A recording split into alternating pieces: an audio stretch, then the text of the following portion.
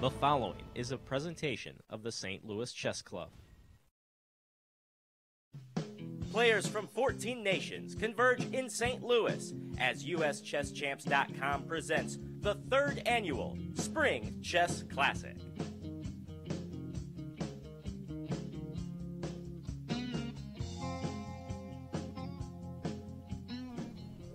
Hello, chess fans, and welcome back to St. Louis for coverage of Hump Day. It's round 5 of the 2019 Spring Chess Classic. You like that, Aman? I like that. All right. I like that, Ben. Good. My name is Ben Simon, and I'm joined as always by Grandmaster Chess Bra Aman Hambleton.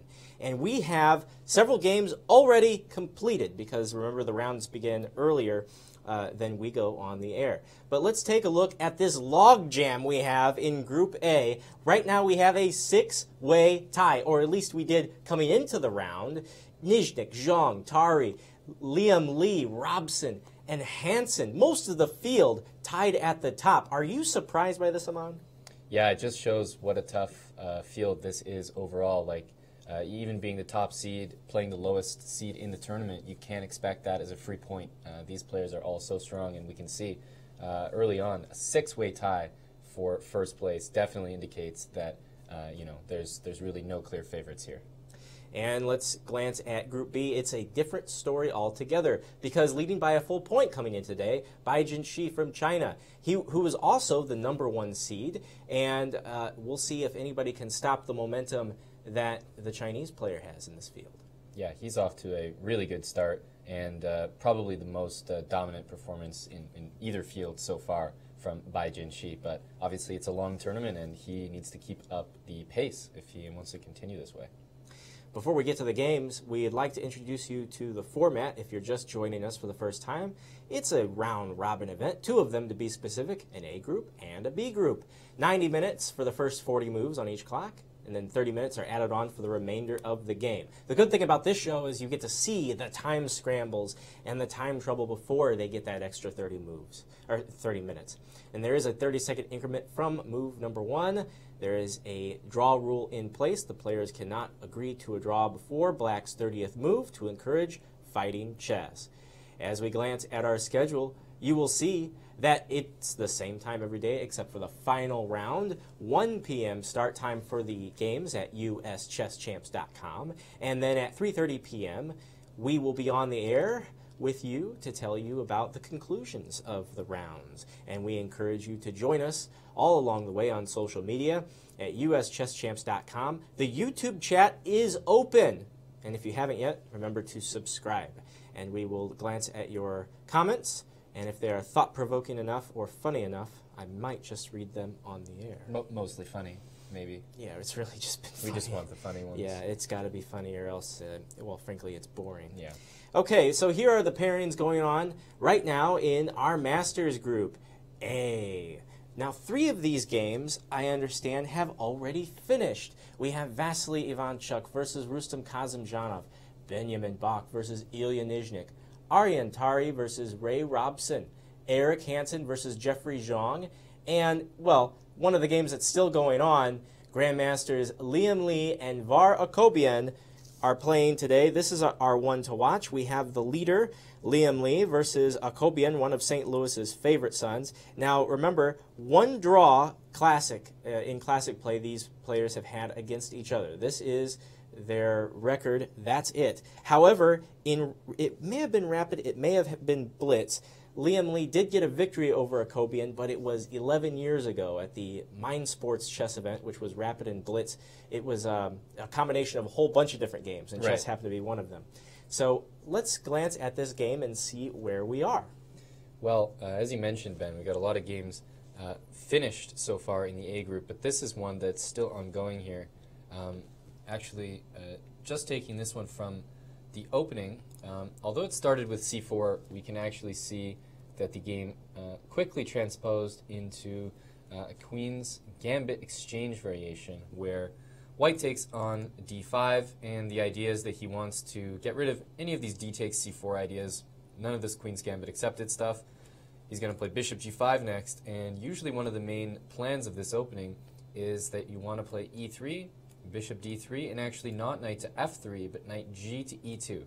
So putting this knight on e2, and then leaving this f-pawn free to maybe play f3 and e4 later in the center. So that's one of the biggest ideas from the opening. But actually what we see is a line that I play as white quite often, which is when black plays bishop f5 here, usually there's no way that black should be able to get away with getting c6 in and bishop f5. So we could say in this position, if bishop f5, the normal way to deal with this is to go and hit that pawn on b7 straight away and say that the bishop being absent from c8 is immediately felt. In order to facilitate the bishop's development, you want to play c6. Now, after e3, again, if black tries to get that bishop there has to be a way to punish this, because in the Queen's Gambit, if black is ever allowed to achieve c6 and bishop f5, knight d7, bishop d6, he's doing very, very well. So queen f3, this is the whole point of this opening. After bishop g6, you double and isolate those pawns, and that's the position that VAR is dealing with, although this position is very theoretical. It's been discussed before. There's a very nice game between Magnus Carlsen and Vladimir Kramnik, where Carlsen had the white pieces in this line and pretty much showed exactly what we see Lequang Liem doing here. I think Carlsen brought to light this idea of knight c to e2, and the idea of bringing the knight to g3, putting the knight on f5, playing g4, bishop d3, and because of that, VAR actually decided to play f5, and although it looks silly, double isolated pawns on the h-file, it's actually this bishop which is looking more and more like a pawn the harder you look at it. So white's trying to play in the dark squares here, and both sides with double isolated pawns should slightly favor white, although this line definitely has a very equal reputation. So going forward here, the players are, Lequang is playing on the dark squares here. He's got the better bishop, but at the same time, black is really, really solid here, as you can see. He's watching that f-pawn. It's the only weakness in the position. And after he sort of locks everything up here, he's going to stick the knight on e4 or g4, and there he goes, knight g4. And the move e4 played so that black doesn't have time to maybe just solidify here. He could play king d6 or king f6, double the rooks, get that bishop in there. He has all sorts of ways to try to play this, but a lot of pressure on the e-file. So what does Lequang do? e4 on move 25, and now things really open up. He takes the pawn on h5, and you have to wonder in the position that's on the board right now after rook e5, king f6, we are in a complete rook endgame. It's actually white who has the funny-looking pawns. 3 sets of isolated pawns, one of them doubled isolated on the h-file, but that king is going to come very nicely into e3. However, the more that you look at a position like this, it is a rook endgame. The pawns are, I believe, equal. Yes, the pawns are equal, and black is always going to have counterplay either on the h-file, and then if king g3, maybe back to the d-file and hit this pawn. So the king can't be in both places at once, although it would like to be. And, well, without going too deep into this position, it looks offhand like white is maybe preferred just with this strong rook here. You're already sort of enticing black to try to trade and fix your pawns for you and get rid of the hard work. h5 can be played to protect this pawn there, maybe bring the king to e3. And meanwhile, we have this extra rook for white that can sort of roam around, whether it's going to g1, whether it's going to go in a rook lift and start to bother these queenside pawns. Probably fairly even here, I would say, Ben, but maybe I slightly prefer white, but I think it's relatively equal. I noticed that VAR got that bishop off the board as soon as possible, the big pawn bishop. Yes. So would you imagine that Liam Lee can go on to win this, or are you predicting draw number 4 for this field today? Well, I think that if Lequang won this position, I would classify that as maybe one of the most impressive results from the tournament so far. Draw it is. But he can push, he can play on. But I don't think VAR is too concerned here, and Lequang and VAR seem to be playing a pretty even game so far. All right. Well, let's jump on over to our B group. And in this field, there are no games that have ended yet. Gregory Kaidanov versus Hieden Steingrimsen. Sergei Ehrenberg versus Andrei Barish-Politz. Alexander Mista versus Denis Kadrich. Alexei Sorokin versus Christian Karilla. And our key matchup of the day, actually international master Nicholas Theodorou versus the front runner of the field, Grandmaster Bai Jinshi. Now, if Theodorou wins, he joins Bai at the top of the field. But That's let's true. see if he is. What's the verdict? Is Theodorou matching Bai Jinshi on the board? Well, let's see. It's really important game, obviously, for him because, as you mentioned, not only is it just about climbing up into the standings, trying to get to that first place spot, but I mean every point is important when you're trying to score that norm. So we have a position here where it's actually black to move, and if we do a simple pawn count, that's one extra pawn right there on c6 for Bai Jinshi. I want to quickly take a look at maybe how that pawn was lost here as we just jump from the start. Theodorou playing white and Bai Jinshi with the black pieces. So these positions are looking fairly standard so far. Queen d1 played by Nicholas, and he goes on this sort of expedition to win this pawn back. So d takes c4 was played, and then he goes knight a4 with tempo, knight c5 with tempo, hitting these two, queen c8, queen c2. He wants to take that pawn, and finally he does reclaim it, but the light squared bishops get traded, which, you know, it leaves this guy pretty happy from g7, and white's king a little bit weaker, although nothing to worry about. But it seems like here he must have just got outplayed in the middle game because losing that pawn on d4, knight c5, queen c8, I mean, it's almost like black just sort of ganged up on the pawn and white just didn't defend. b5, and the pawn was lost. So I think it really comes down to, you know, e3, which defends the pawn, is just not a very nice move to play. It blocks your bishop in from c1. It also makes these light squares around the king so much weaker. For example, if I play the move e3 here, there might be, strangely enough, the crazy move knight h4 check. And if I take that, we see the light squares being exposed here as queen g4 and queen takes d1 comes into position, which would just be winning for black. So it's almost as if he thought that at any time he could defend his pawn with e3. You know, I've got it covered, it's no worries. But then it came time to, okay, 1, 2, 3, got to defend it, and he probably calculated, wait a minute, you know, knight h4 is actually maybe just a big concern here in the position. So it's best to lose the pawn right there in the center? Well, I think he just overlooked this e3 thing, and he doesn't want to lose the pawn, so he played knight b3, which defends it. But then, after the move b5 happens, the problem is queen here. You have to deal with a5 ideas. You also have to deal with knight takes, followed by c5, forking the queen and knight on d4. And if queen d3, you're also walking straight into that pin, so you could just take that pawn for free. So yeah, it seems to me like it's actually a weird sort of tactic, but he was probably relying on the move e3 to save his pawn in a lot of lines. And then it's like, whoopsies, such a weird tactic, but knight h4 in the position maybe was working. It's kind of a strange situation, but it means that after b5, queen c2, he kind of just loses a pawn here.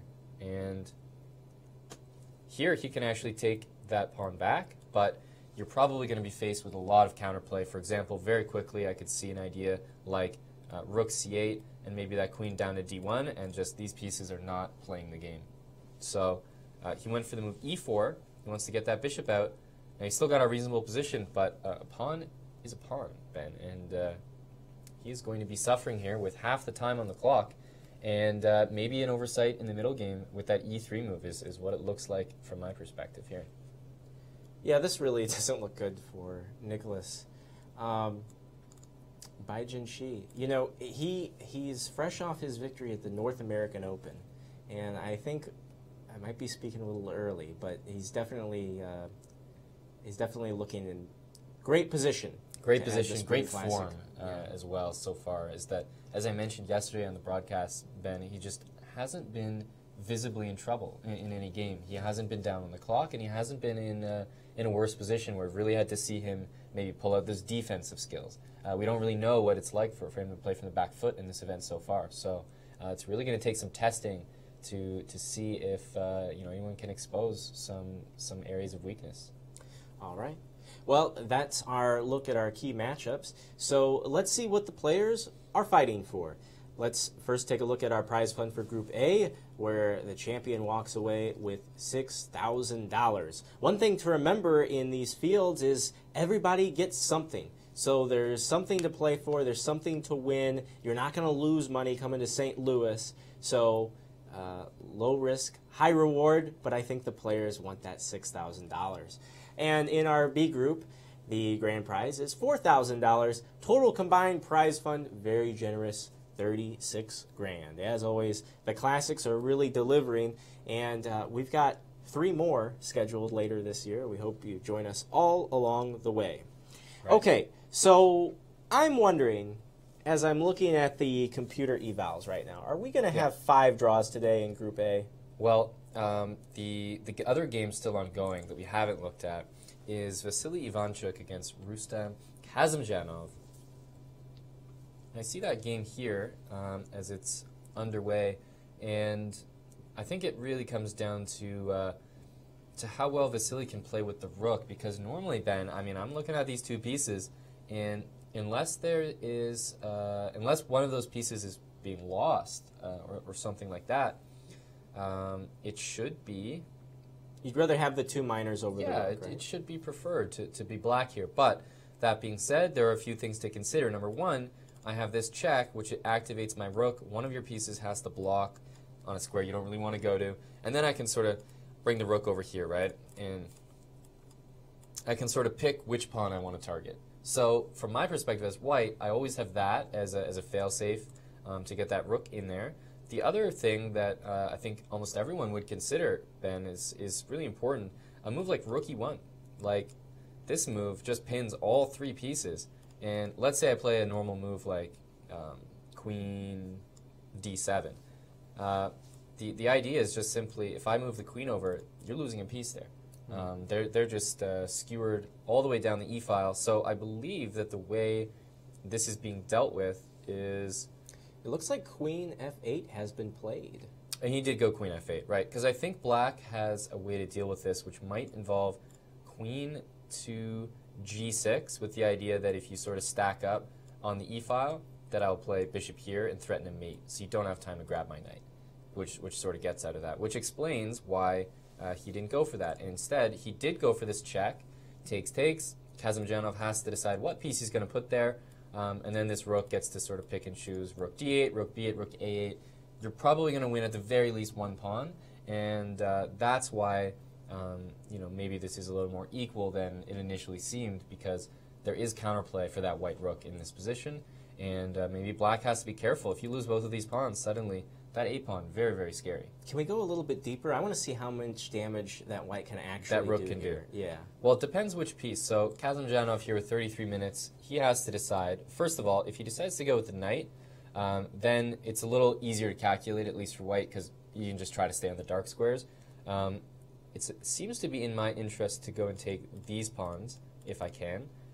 So let's say if I went here, then the bishop goes to d5, sits on c6, pawn goes to a6, and actually everything is pretty much covered. So it seems to me like maybe the knight is the better piece to move back for black here. And if I go rook a8, I can just play a6. Rook b8, I always have bishop here. And so it looks like at the end of the day, it's going to be the d-pawn that falls if black goes knight to g8. Okay. Rook d8, and then here I have to lose this pawn. Maybe I even do the same move. Let's say bishop here, and bishop back to c6. And now I'm going to make an escape square, get my knight out, and it's going to be a rook and 1 pawn for the 2 pieces. And we could definitely see this one being more on the equal side, rather than preferring the 2 pieces, as white can probably find a way to trade a lot of those pawns on the queen side.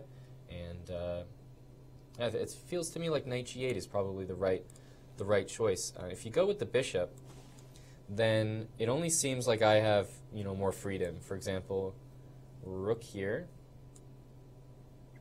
Now I'm hitting this pawn. If you want to save it, you go there. Now I go rook b7, and I'm hitting these 2. And I'm just not sure about the repercussions. Like knight c6, rook here, you already get in trouble, because bishop here, you're going to be losing a piece. you have to bring your bishop back. Maybe something crazy like knight c8 can hold with bishop e6, maybe something like this. But it's really hard to tell here.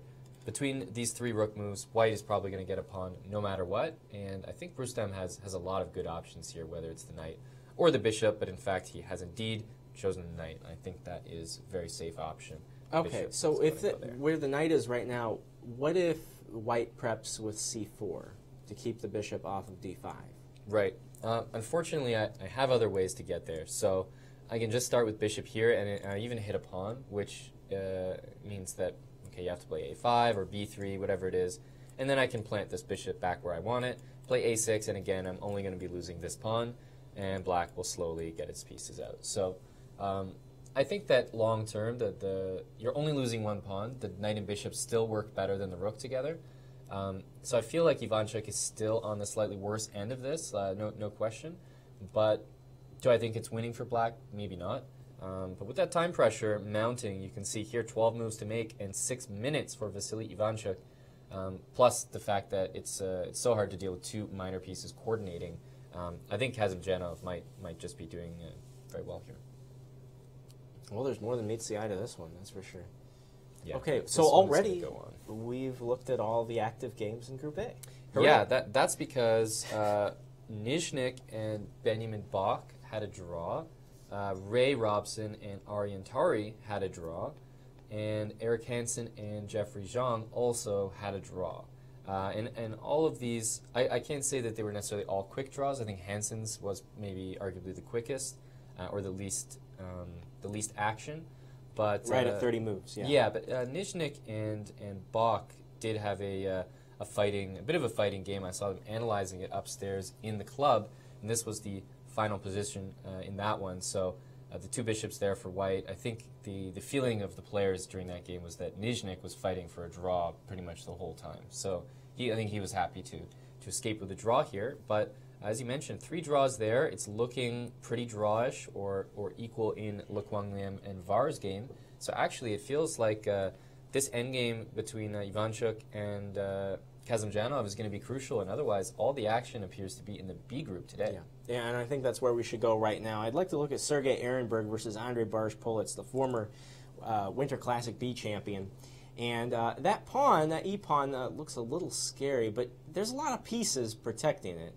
Are there potentials for pins here? Looks kind of dangerous here for black. Well, this looks like an Ehrenberg position. What do you mean by that? We have seen so far that Sergei Ehrenberg really doesn't hold back. He doesn't hold back at all, and personally, as just a chess fan, I find that very exciting.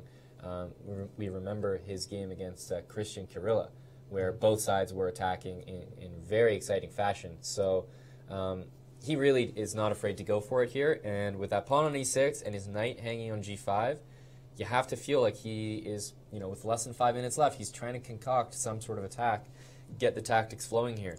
I'm a little curious how we got there from such a regular Ruy Lopez opening. And we see, okay, this knight c5, knight takes b3 line, but still, these positions don't tend to open up as much as that usually.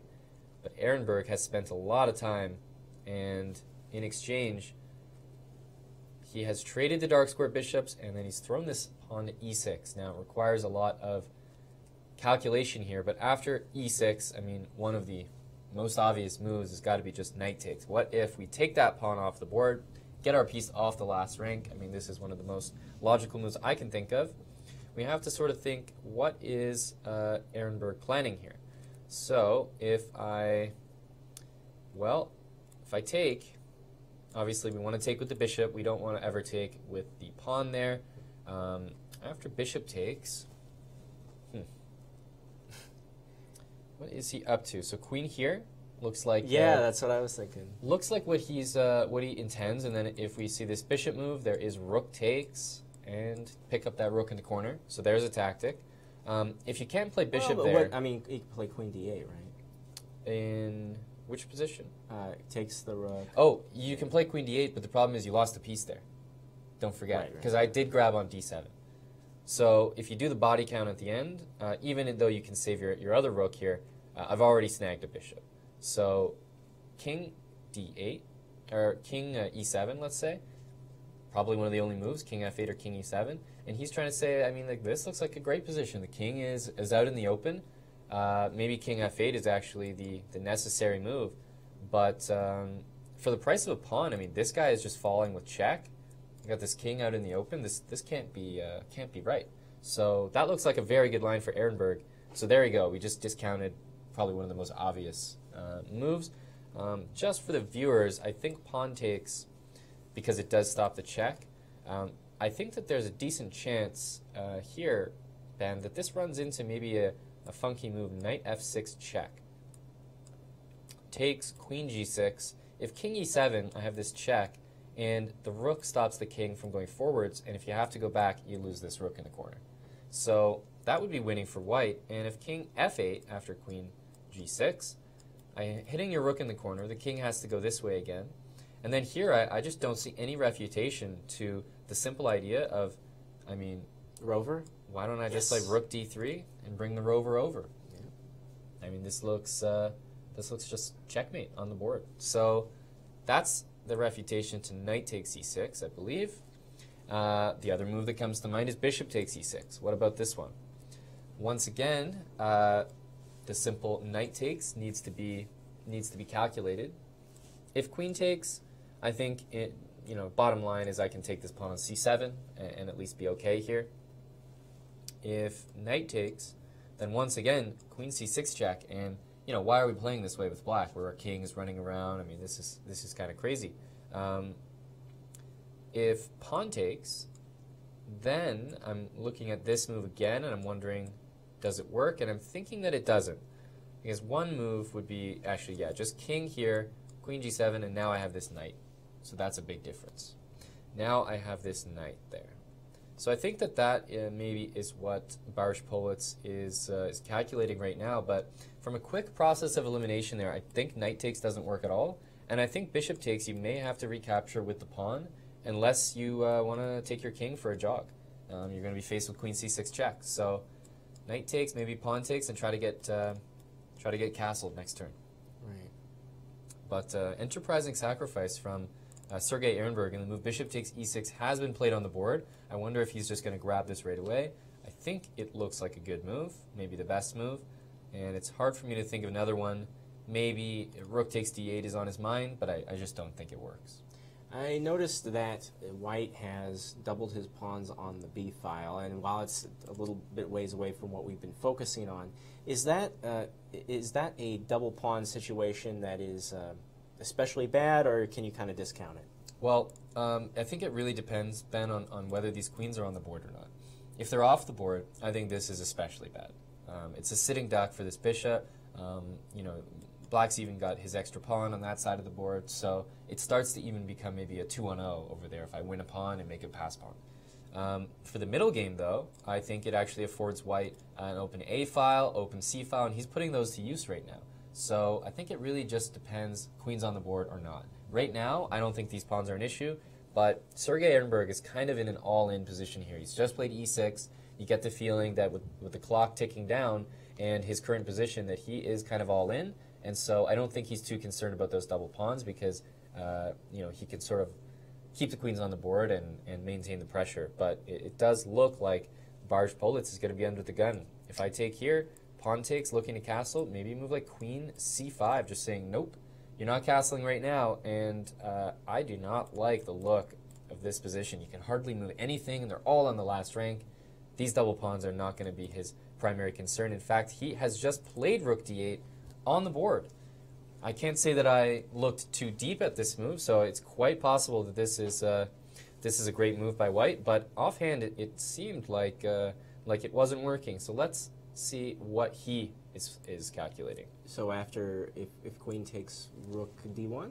Right, so queen takes, I'm wondering whether we throw in this move or whether we throw in this move first. I get the feeling that this is going to be stronger, and then we could play rook d1 now, and then next get queen c6 check, maybe something like that. So like queen here, queen c6, king over, But there are a few things you have to be, oh, sorry, king up to f7, so we don't just drop that rook with check. And then rook d7. And unfortunately, rook d8, kind of a tricky move, doesn't work because that's unfortunately a check.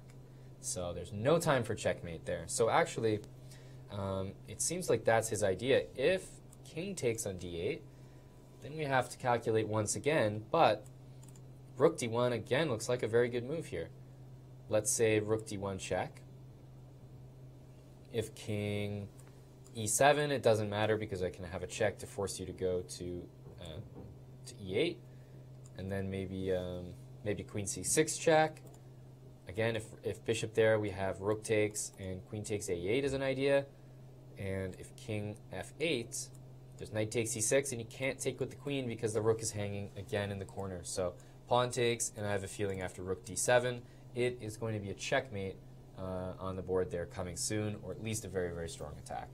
So rook d8 appears to be a good move at first glance, but there's certainly some more variations here. And he's played it with 2 minutes 28 on the clock, and Boris Politz now has to sort of uncover what he's thinking. Yeah, and only, I'm not sure if you mentioned it, we're only like 22 moves into this game. That's a good point. Yeah, no, they have a long way to go until time control.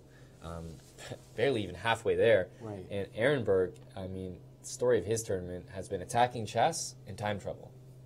Those two things don't often go hand in hand, but they've been going hand in hand for him in this game. But honestly, he seems to be fairly in control of this attack right here. If I had to say, Black's position is looking shakier and shakier the more you calculate deep into these variations, Ben. Very well. Okay, let's go on to our next game in Group B. Alexei Sorokin, the FIDE master, the lone FIDE master, against Grandmaster Count Christian Karilla. Right. So in this game, let's see, counting the material, we have both of the kings. You like this structure for the kings right here with the pawns slanted toward the edge of the board? I think this is fairly standard. We had a position just yesterday between Vasily Ivanchuk and Ilya Nizhnik, and we actually had the pawns slanted the other way, with the pawn on f5 like this. So that was for white in that position. And the first thing I said was when the rook gets down to the second rank, you get this feeling like you're cut off, right? You can't join.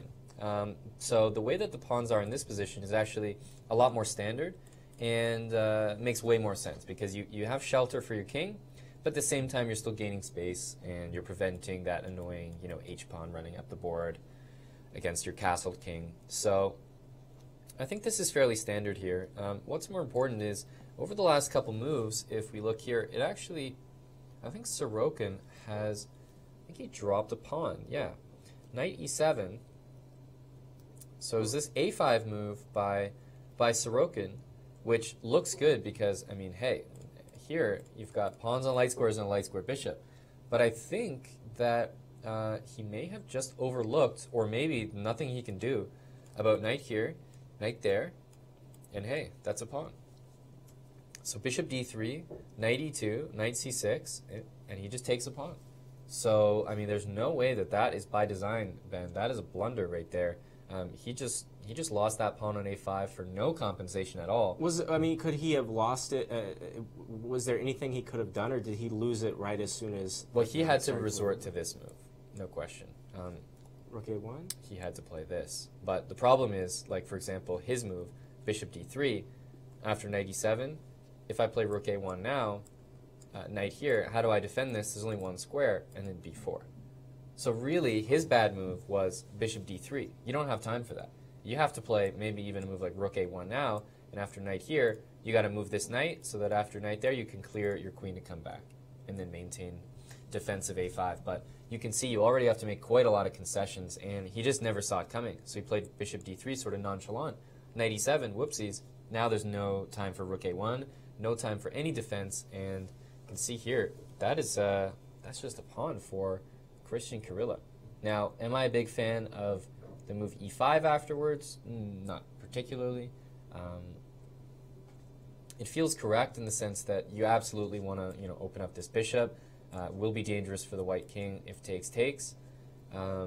But I start to get a little concerned about maybe the dark squares in this position. That knight establishing itself on d4, rook establishing itself on c7, queen c2 as has been played in the game.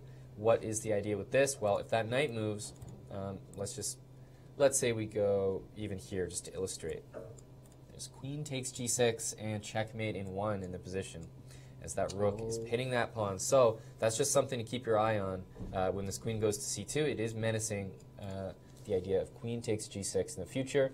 But of course, Kirilla is definitely aware of that. But it's not like you play these moves so that a strong player misses them. You play them because it restricts that strong player to, he has to tie his knight down to defense of that pawn now. So this is getting to be a tense position for Kirilla, who seemingly just won a pawn, but then now it's gotten totally messy. I feel like in this position, I'd want to advance my king, kind of like how Black has his king on g7.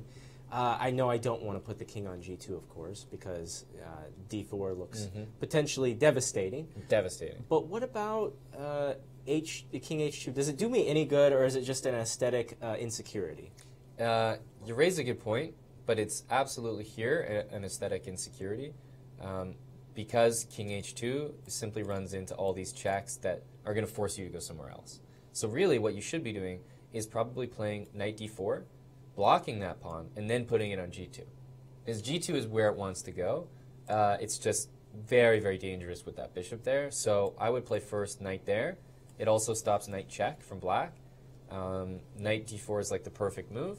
I think that's exactly what you want to do. You want that king on g2, but you have to facilitate it first.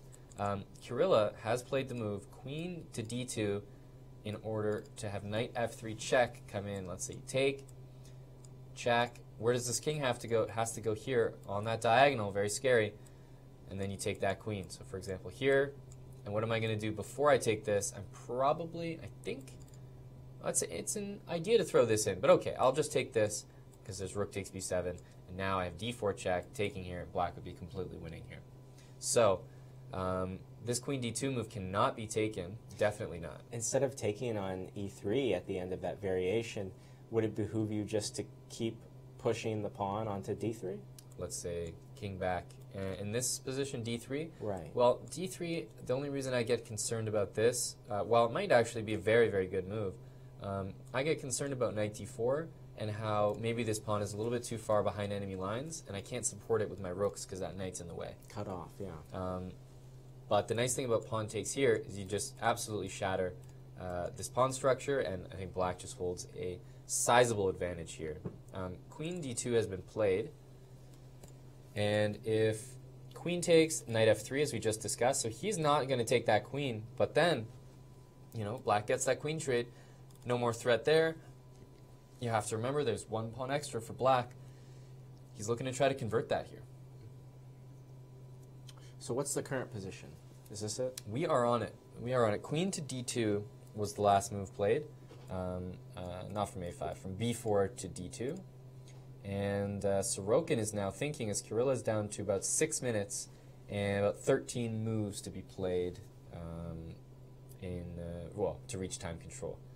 But Kirilla has, if you remember yesterday, basically played half his game on 1 minute, and he ended up winning. So clearly very, very capable, very comfortable in that situation.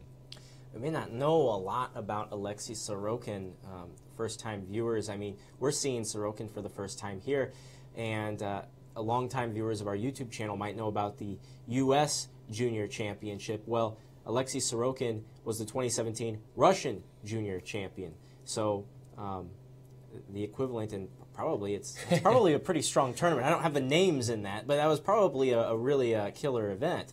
A lot of untitled players. Yeah, they like to skip titles over there, evidently. Yeah. We don't know what that's about.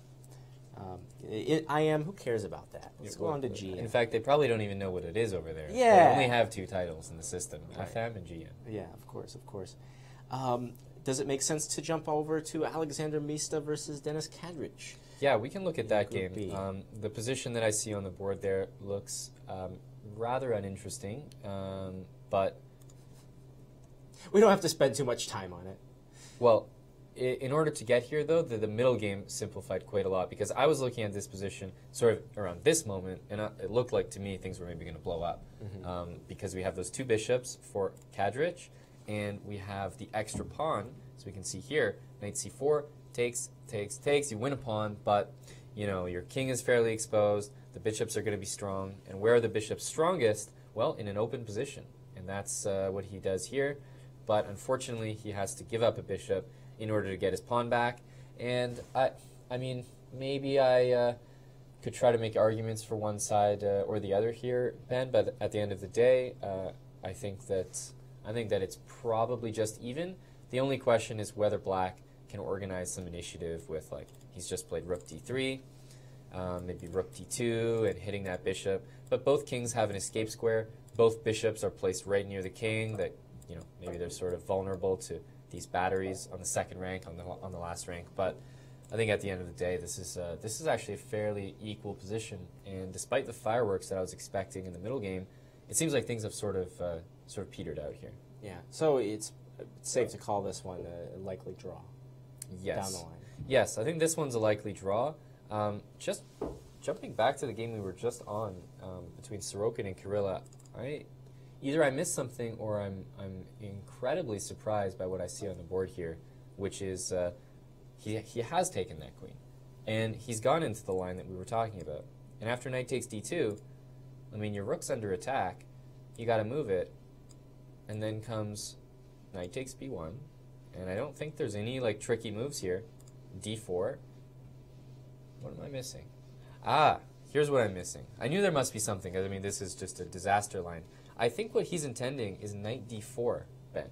Knight d4 is a very tricky move. So he actually wants to play knight takes b1, knight d4. So he's blocking this whole idea, and he's saying, I'll take your knight later. It's actually trapped on b1. Oh. That's his whole idea. Because I was talking about if he gets that knight to d4, amazing position. I mean, he's really recovering here. He's still down a pawn. It's sitting there on a6, but I mentioned earlier that bishop on b7 is quite a bad piece. So even down a pawn, white could even make claims to be better in this position. What does knight d4 threaten as well, Ben? Knight to e6 check, winning material. So you have to be very careful as Kirilla here. The other thing to keep in mind is that if, in this position, Black goes d4, if you play d4 here, giving that check, this was the reason I didn't want to play the variation in this order, which was because rook takes b7 was an idea. Maybe he's going to go for it. Rook takes b7, takes, and we have one pawn plus the rook for the 2 pieces, plus the shattered pawn structure. So maybe he's going to go for that, because honestly, if I'm Kirilla, I'm looking at this position here, and I'm thinking, uh-oh, if I take that bishop, knight d4, I don't like this position at all. Maybe it's playable, rook c8, because you still have to take this knight. Let's say rook takes b1. Maybe he'll go for this and just bring the king in, but it doesn't look as good as it once did. Still the advantage for Kirilla. I have a feeling he might go for this position, just bring the king to d6. At the end of the day, you are up that one pawn, try to convert it. But looks like a nice combination by Sorokin, at least, to sort of survive that position in better shape than I thought he was. Yeah, I mean, for me, it looks like the rook on c is a big difference maker here. Just I don't see any way to ever regain control of that file, that pipeline.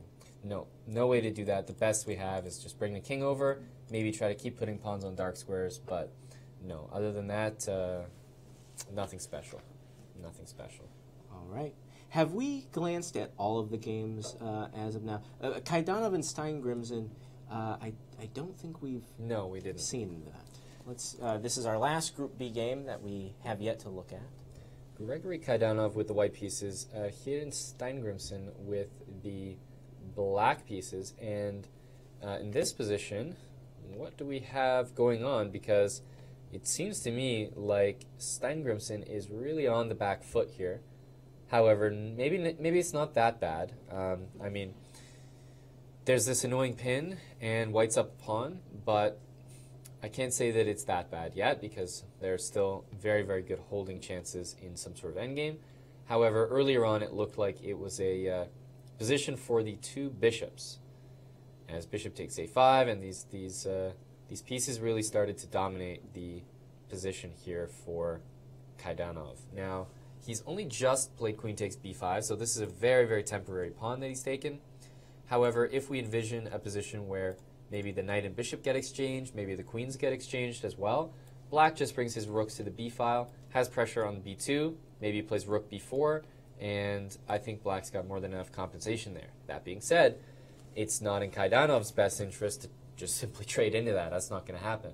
So that's what black would like, but I don't think we're going to see that from Kaidanov. And Steingrimson very safely tucks his king away with king g8 in this position. He doesn't want that king out there exposed for any type of like crossfire check that may appear. Sometimes you're calculating variations and, you know, this looks good, that looks good. But then there's this like random check at the end of all the variations. So sometimes you just tuck your king away to get out of some check that you see at the end of a variation in order to make it work again. Big news.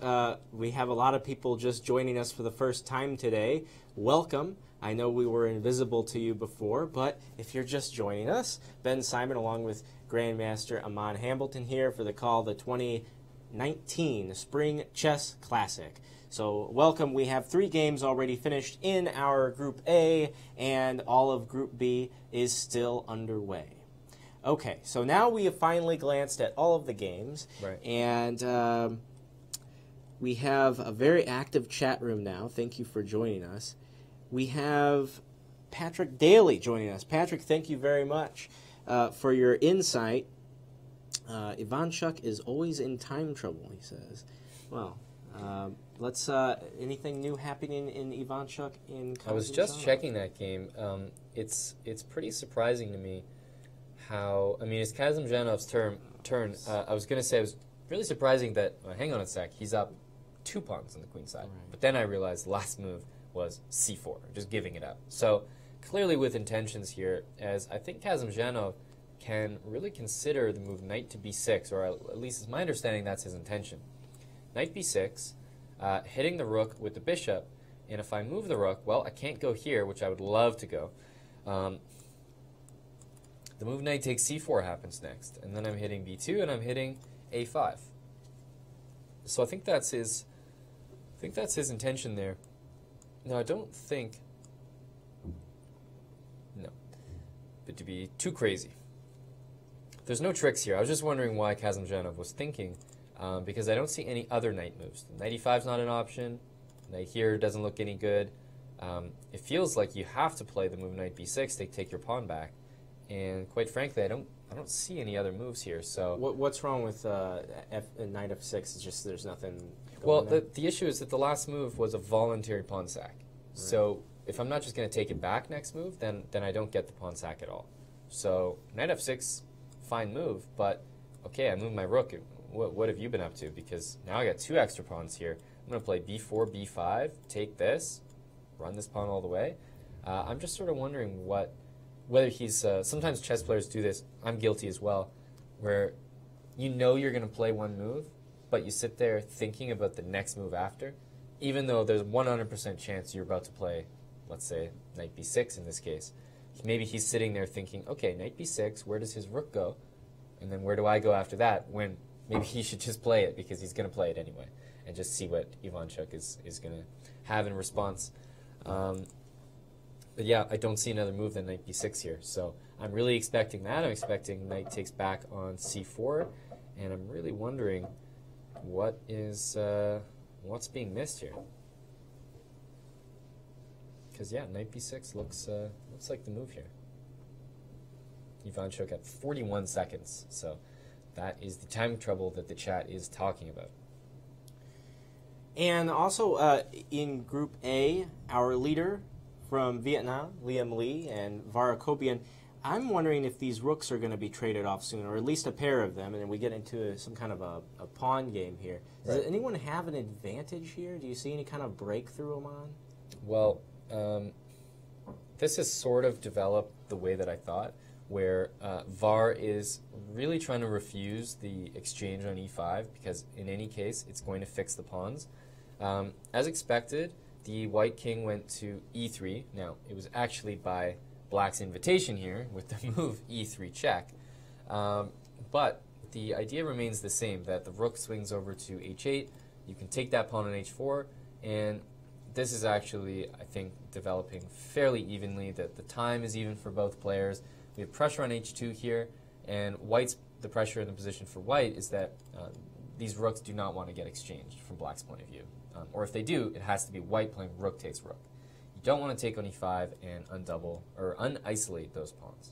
So, yeah, I still think that this one is probably headed towards a draw. Is it possible? I guess it's possible, but how likely do you think it is that we're going to have 10 draws today? All 10 draws? All 10.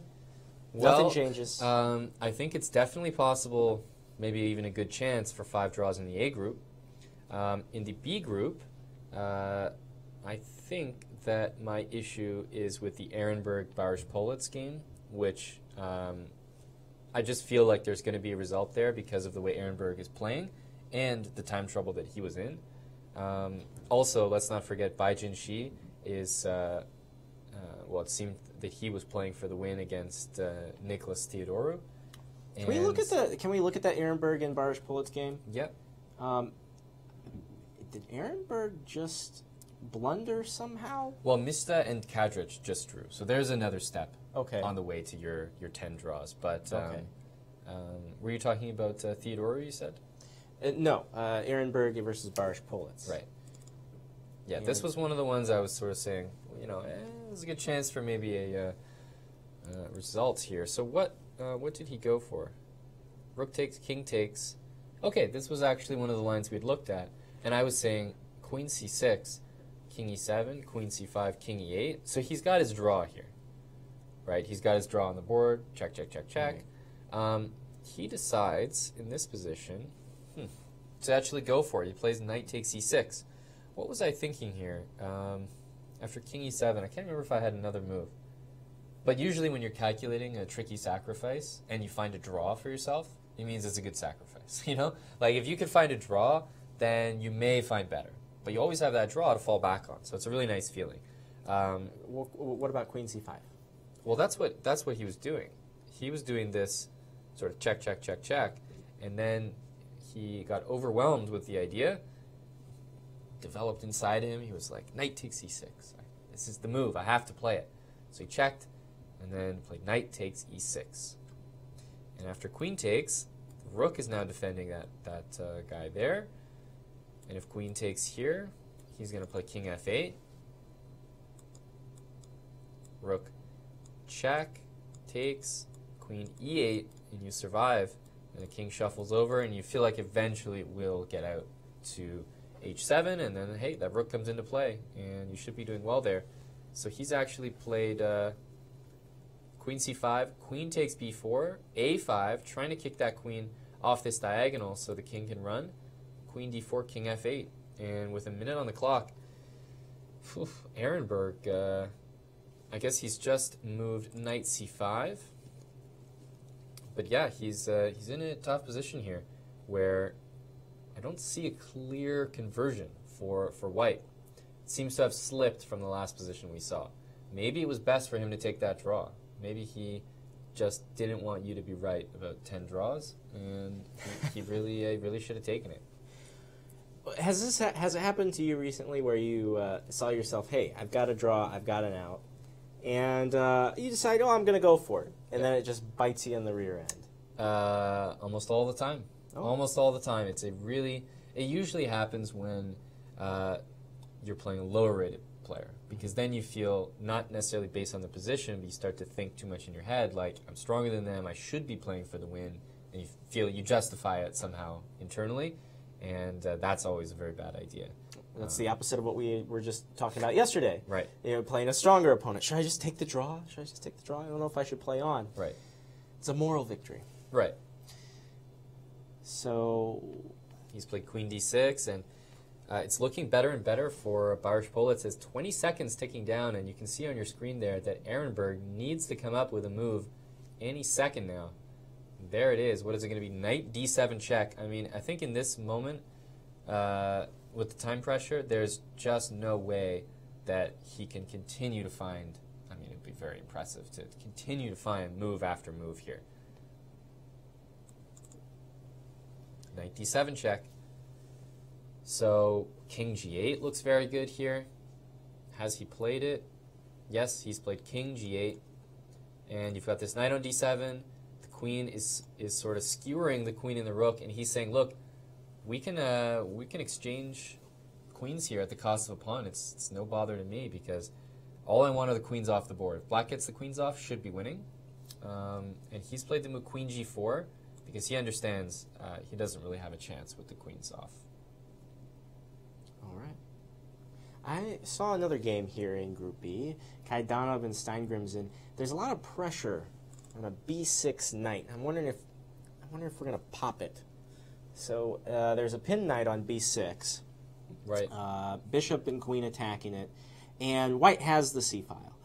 Is white dominating here? Do you feel good for Gregory Kaidanov? I think white. I don't know about dominating. White is very clearly better, I think. I think that the worst part about white's position is that he needs a place for this king. If this pawn's on h4 and I can sort of like find a little hideout on h3 for my king, then I think everything changes, because I have that c-file like you mentioned. I have the pin.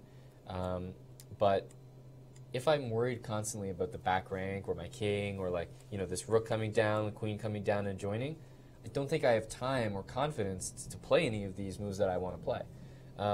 One idea is, let's say in this position, if white plays move h4, let's say, and I play rook d2, I want to play queen check and, you know, just go mate you. Bishop takes, so I'm guarding that square for now. Let's say rook takes, so renewing this threat. Rook c8, winning the queen, of course, is going to come at the cost of my own queen, yeah. And that rook on d2 is actually there to cover the d8 square. So there are real threats for black all of a sudden. If you're not paying attention, it's like all of a sudden, boom, rook d2 shows up in the position. Queen d4 is very hard to stop, and you may find yourself on the back foot. So while you're up a pawn here as white and you've got that pin, I just think it's important that he remains equally cautious, as both players are actually capable of getting mated in this position. I think the only reason white's not just dominating here is because of that king. But tactically, it may, and he's played the move h4, by the way. Makes a lot of sense. He knows he needs to play king here and king here. If he gets that, very confident. What's his next move? Probably rook c6, adding more pressure, very hard pin to get out of. I would give consideration to this move, rook d2. As I'm looking more and more at the position, I start to wonder about rook c8, kind of a insane move, wondering if it's working. My idea is that if you take with the rook, that I want to take this way, and if you take with the queen, my bishop is actually hitting your rook there. But the more logical move would be knight takes, and I mean, who knows what's happening here. There's queen d4 coming, there's queens hanging all over the place. Probably a risky type of idea, but who knows what's going to happen here. h4 has been played, he needs to get his king to h3. And it is Steingrimson to think right now, as you can see on your screen there, the well-illuminated Kaidanov and the dark horse Steingrimson. The room doesn't actually look like that, by the way. I mean, someone watching this relay might think, man, they play in little darkness, like by candlelight. No, it's just how the cameras adjust to the room. Typically, when you see tournaments like the Sinkfield Cup and the U.S. Championship, we have like this professional lighting over every board. We just don't have that. They do have room lighting. It is sufficient. We have lamps available if any of the players need more light. So that is not a 100% accurate representation of how that room actually looks. Objects in the camera may be brighter than they appear. Darker than they appear. Really? Looks pretty dark over there for our Icelandic pal. Well, yeah, it appears darker than it is. Can we discuss this for 10 more minutes? So it's darker and it appears... Objects in the camera may appear darker. I said objects in the camera may be darker than they appear. Did you say that? That's what I said. Well, the chat can confirm. All I know is I really need to win this point from you here. I just don't know what to think anymore, okay? I've just had it. I've just had it. All right. Can we glance back at Ehrenberg and Barish-Politz? I think this is where... you think we're going to get a result here? I think it's going down. I don't know if we're getting a result. Well, we're definitely trending in that direction. Okay, somehow he was able to get the queens off the board, and it wasn't that hard. Queen e6. What is he intending next? Rook d8. Rook d8. And after rook d8, you're pinned to d1 here, and it, it forces this move. Queen takes, knight c5. So, yes, I think that that with king f7 next, and Barish-Politz has played it, I feel like black is completely on the way to a victory here. Rook d7 check. He's going to survive time pressure, no question, but let's be clear, he is down a full exchange. He's down a full exchange here, Ben, and it's going to be a struggle, but I think that black is just winning. I think black is just winning here. All right. So I expect him to convert this to be the first decisive game in Group B. Yeah. This has been a different kind of day, and Andre just played king f6. This typically in a 9-player or a 9-round round robin. Right. I don't know if there's empirical evidence to prove it, but there's a saying that it's an early day because people want to start the rest day early. In this tournament, there's no rest day, and right. We've seen a lot of draws to start the day. Why is today so different? Is there any idea you might have? Why the players all of a sudden today, or something was in the fruit punch upstairs. Yeah. They all drank it. Well, I was positing the idea, Ben, that they're just scared of being interviewed by me. So they're finishing their games in record time, so that they're finished before the broadcast starts. So I think they've had a players' communion meeting, and they've all decided, we're going to send maybe one guy down to the interview slaughter, but we don't all have to suffer. So they've decided that as a group. What happened to Christian Kirilla in Group B? Alexei Sorokin looks like he's in much better position, and people in the chat are saying Kirilla has blundered. I don't know for sure. What happened here? Well, I can tell you that he's missing about 4 pawns that he used to have. So where did they go? Where did they go? They're gone. Okay, so after knight d2, rook d1, I think that Kirilla maybe chose the worst of every variation here. Now, I can't confirm that because I probably haven't thought about the position as long as he has, but from my first impression here, I thought that, first of all, this knight b1 move, although there's this shocker knight d4, I think it's still playable, right? We were looking at that position maybe with rook to c8 there. And I thought that was still reasonable. Now, that being said, the other line we were looking at was maybe d4 and then taking the rook versus the 2 pieces. Now, that wasn't great, but I felt with the shattered pawn structure on the king side for white and the outside pass pawn for black that, you're definitely solid from Kirilla's perspective. He went for knight c4. And after b3, knight d6, what we actually see here is the motif that I mentioned earlier actually is relevant now. So again, you remember when I said after queen c2 that a strong player is not going to let you play queen takes g6 and just mate you. But the reason you play this move is to just threaten the idea, tie him down a little bit. Both players are sort of aware of it, but at some point that might come in handy again. And right now the move knight f4 was played, and it's not a queen, but there's a threat there to the king. So what was played? Rook e8. Overlooking, bishop takes g6, same idea. What happened? Same idea on the board, and Kirilla is going to be suffering after that move. Rook c8, rook d7, but he's given this check, but that's how all these pawns got vacuumed off the board.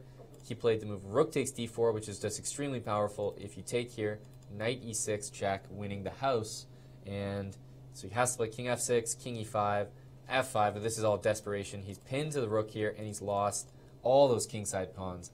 So this game completely flipped and is now in favor of Alexei Sorokin here, who, with extra time, 4 extra minutes here, they're about to hit time control. He's going to be looking at a very, very good position where he can play for a win. Our favorite Romanian was probably heartbroken when that happened because he was like, oh. I saw this earlier, but again, it's these simple tactics. It's not like Kirilla doesn't know the idea, but he saw it earlier, he forgot about it in time trouble, and then it came back to bite him. Well, I know how that is. No, not at this level, of course. Okay, let's jump back to our leaders game in Group B. Nicholas Theodoro against the leader Bai Jinshi. It's been a little bit since we've checked it out. We've got bishops of similar colors. It has been a lot of it since we checked that out, and I think that Bai Jinshi has he's done something wrong with this position. That's for sure. It's unclear to me what necessarily the best plan would be for white in this position. For black in this position. This is where we left it off. We were saying, well, he just has an extra pawn here. But what he decided to do was play c5, and he sort of got in trouble with b4, and that bishop's a little loose. It's so uncomfortable when the king doesn't have an escape square where it's being taken away. And actually, white won his pawn back. And as a result, he was able to throw that pawn down the board and say, look, I'm threatening checkmate in one that you have to watch out for. And if you let me play c7, let me say, okay, he played c3. If you let me play c7 and rook f8 check, that's game over. If I play c7 here, for example, and you play c2, maybe is an idea. I don't know whether he's going to play rook f8 right now because actually both players are about to queen. But, okay, I see actually he did the exact same idea. We can look at the game. He did rook f8 check. So the idea being that if you take me, then I go queen. So and if you push the pawn, then bishop a3. Yeah? If you push this pawn. If black pushes, the right. pawn. And so he played this to stop that. White plays this to stop that pawn. And now it's actually black who has a pawn on a dark square, which is going to favor white with dark square bishops. You can sort of bring that king in maybe. But at the end of the day, I think black's about to play h5, fix a pawn on a dark square. This is probably just a draw, but seems like a good result for Nicholas, who sort of made a comeback there. It just looked like he was down a pawn earlier, but now it seems like he's doing well, and I have a feeling that as he just hits time control, but does Bai Jinshi, I think that Nicholas is probably going to draw this game. Well, the game, it might be a draw, but it's interesting enough to garner the attention of Christian Kirilla. Saw him walking through the tournament hall there, doesn't want to look at his own game anymore. No, understandably. I think he's just made his 40th move in that game. He's coughed it up, and he is looking to be in dire straits in his game. But the other games in progress, I think the other one, Barge Polet's still very much in command in his game. Steingrimson and Kaidanov, we see this game really heating up, and I have a feeling that Kaidanov is probably on the verge of checkmate here. I think this is just over. We have rook c7 coming in. If you take the bishop or the pawn here, I imagine there's going to be a checkmate. For example, queen takes e4. Do not bring the rook down. That's going to be mate in one, or queen h1 mate. But we can do things with checks, and that's always better. Takes here, queen g6, and no matter where the king goes, give that check, take the rook when it goes there, and that is checkmate. So, rook takes e4 has been played, but, unless... Okay, so what he wants is rook c7. I think he wants to play this last-ditch effort. Rook takes h4. I have a feeling that's what he wants to do, so that if pawn takes, you have this draw. And if king takes, you have this draw. Back and forth. So I think that's what he's intending here. But Kaidanov plays the move queen to g6 check. We will see king g8 or king h8. And then I'm wondering how you deal with rook c7. So probably king, let's say king h8. Rook c7, and if you bring the queen over, I just don't... Queen here, for example, how could we finish this off? Maybe just rook here and rook d8, unstoppable. Seems to be unstoppable at least. Very nice. And otherwise, if queen g8, we could just do the same thing. Here I even have the extra move, rook e7 to e8, all the same. I think it's just game over. And if we look once again at that idea I just mentioned, rook takes h4, the problem now, I think, although I haven't calculated this one fully, maybe rook c7 doesn't quite work.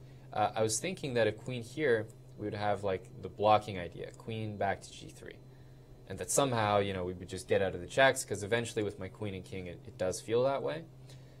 But I was noticing there's also this check to deal with. So I don't know. I mean, that king is really going to be going for a jog here. I don't know how it ends up. Right. Well, even with you mentioned the queen blocking on g3. I don't know that those checks would stop from black, right? Right. Even in this line, there's queen h1, and there's queen e4. Yeah. So again, I have to put up with all these checks. It's a very tough position. So I think he's probably got to make a more accurate move. There we go. That's how it actually lose the game. Seems like rook h4 is actually a serious threat, and one that he has to consider here. Has he hit move 40? That's the question. I believe he has. And that's actually very fortunate for Kaidanov, hitting move 40 right when he probably needs all the time in the world to think. And if he gets this move right, maybe he's just winning. So that's actually extremely fortunate there for Kaidanov. And because of that time to think, I have a feeling that he's probably going to be able to convert this. All right. Very well. I want to glance over here to the YouTube chat. Dennis Tokic says, why do you not stream from the beginning, St. Louis Chess Club? Well, that's a very good question. A lot of our other tournaments are from beginning to end. We're only for 90 minutes around the time trouble up until near the end. And it's simply because this is, if we're going to stream and we have 90 minutes to do it, this is the most exciting time to be on the air. This is typically the time that we're going to get the most interviews, the most thought-provoking positions on the board. All the time trouble. Yeah, and we can always go back and look at the openings and how it happened. That's what we do. So that is, we just don't want to be on the air for 6 hours, basically. And this is when we're on the air. So thank you for your question. Tommy LeBlanc says, the Count fell asleep. Yes, we agree. Thank you very much. Okay, so what else are we looking at here? We have about 20 minutes left in the show, and now that Kaidanov and Steingrimson have made time control, it's unclear if we'll be able to talk to Gregory in the case of his victory. Yeah, no, that game looks like it's going to slow down a little bit. Also, the Kazimjanov game is very likely equal, I would have to say, as well as the Lequang, Liam, and Akobian game in the A group. So the Ivanchuk one, I mean, he finally did play that move, knight b6. And basically, Kazimjanov he's hit time control. He just played the move king f6. White played rook h7. He went back. White went back. So he's deciding, do I have better here? I honestly don't think that there is necessarily. This looks very, very balanced, because if you try, maybe the king starts to get in here. The bishop gets down there. It's very, very double-edged. Also, white can just leave his king around g3 and f2 and just shuffle. So maybe he'll do that instead. But I have to say here that it feels like this one is sort of equal. And the other one in Group A is Lequang against Akobian. And this game also looks like black is actually making some strides here. Akobian seems to have gotten the upper hand of these complications. So it doesn't look like we're going to have a clear leader in the field. No, surprisingly, it looks like pretty much everyone tied at 2.5 points is now going to be tied at 3 points in the A group. But Akobian just played the move king takes f5, and as far as I can see, I mean, it's maybe not too relevant, but that looks like a pawn to me. I mean, you move that rook, f6, black's up a pawn. Don't understate that. So this one looks like maybe Var with some chances against Lequang, who maybe overpushed an endgame, or maybe just underestimated the moves, or potentially there was a time scramble there near move 40. Let's glance back at Alexei Sorokin and Christian Kurilla. Has Christian improved his standing. Well, it looks like there may not be much improving to have here. Past H and G pawns for white. Sorokin is in the driver's seat. Yeah, no, this looks like a big position for white. Bishop f3 looks like a good move. In fact, it's just been played.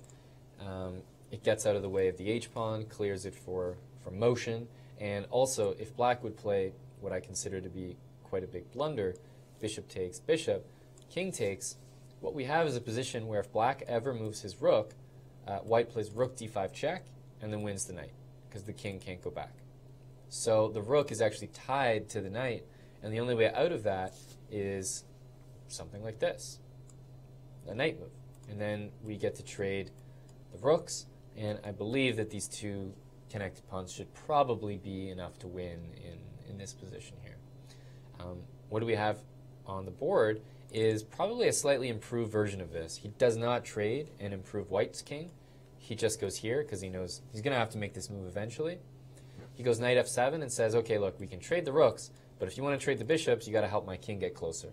I still feel like endgame should be completely winning with the two connected pass pawns for Sorokin, though. Right.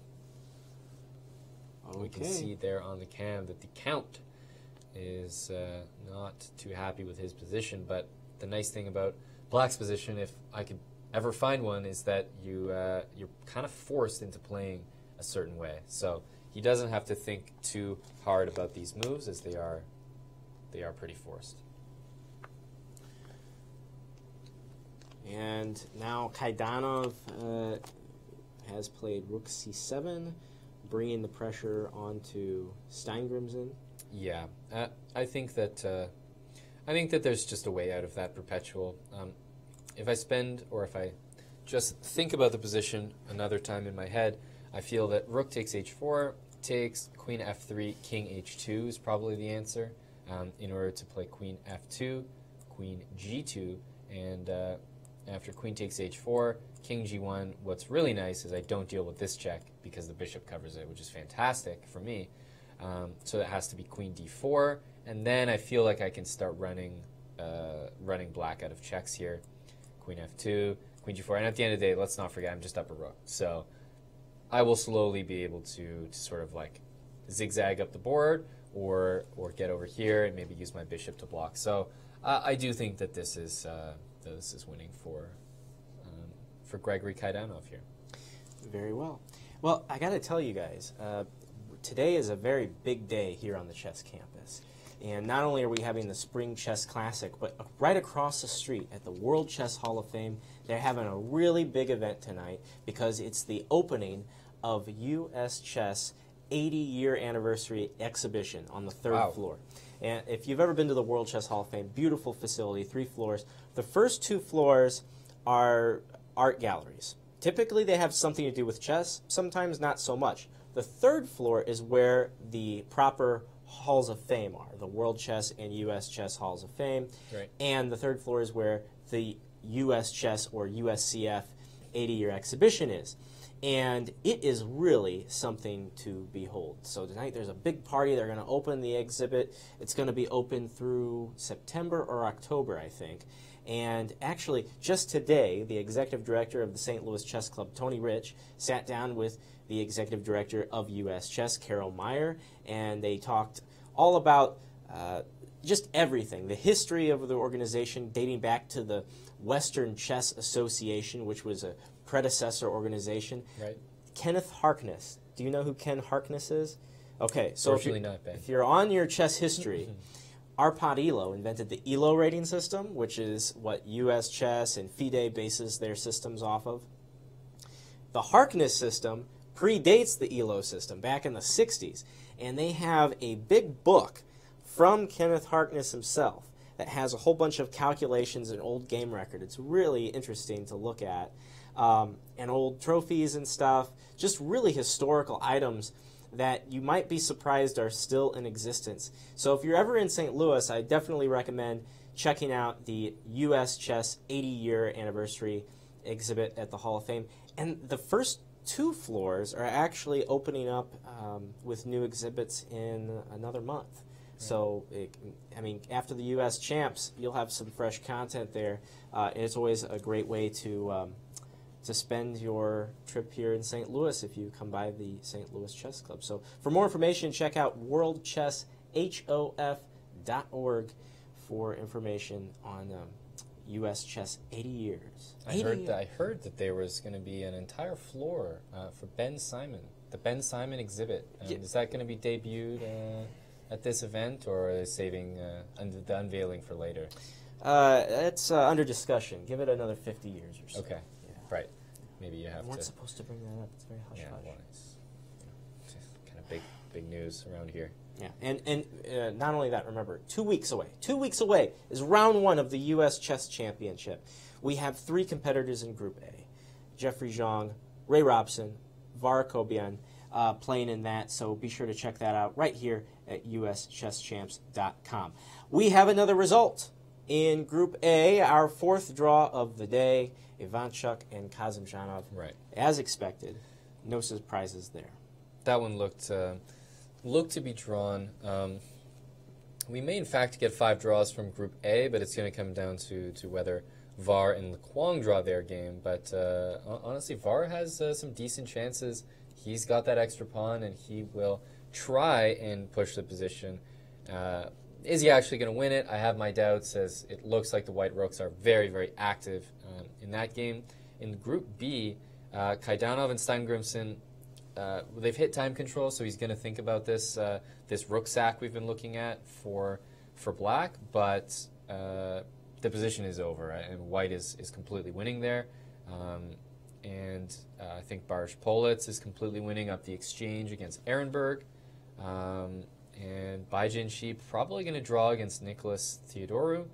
And probably the game that's still ongoing with the most happening is Alexei Sorokin against Christian Kirilla. And although it's definitely winning for white, there is still some play on the board. Okay. Well, we are wrapping up the show. Unfortunately, none of these games ended in decisiveness while we were on the air. This is a first. So at least none of them ended in decisiveness before we were on the air. That's a good thing.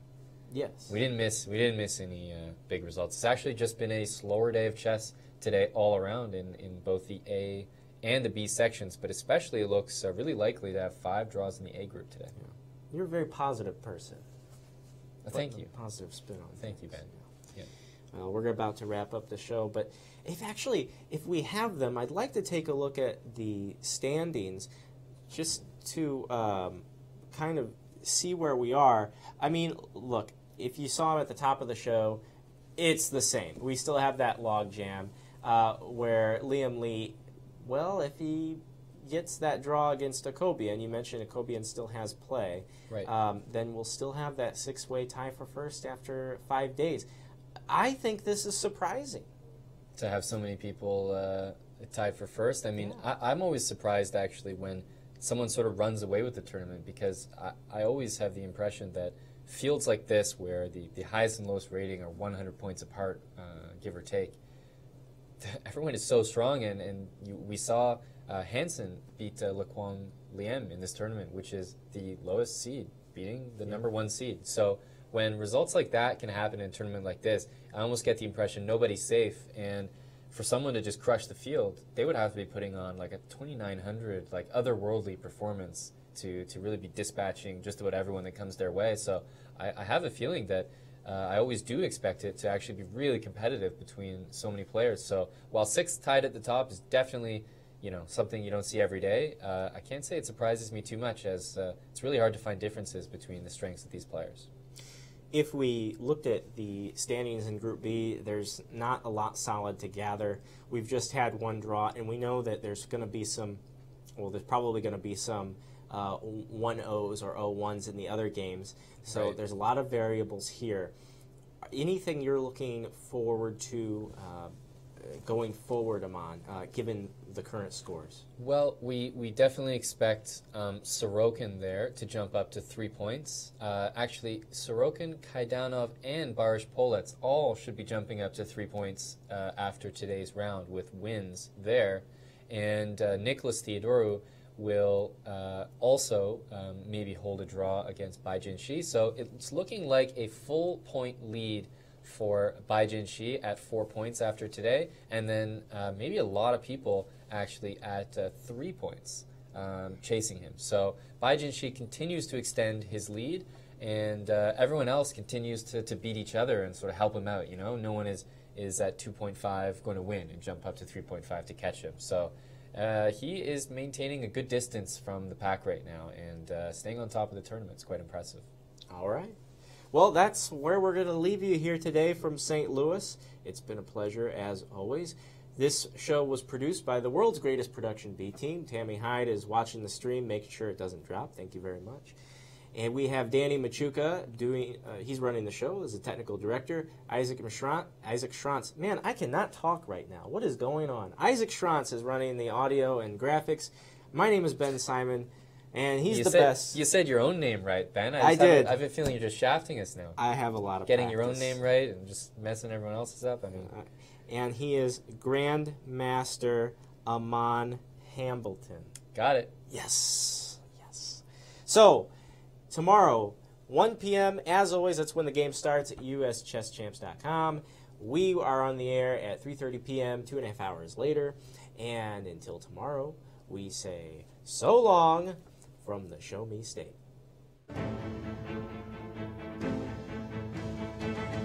This has been a presentation of the St. Louis Chess Club.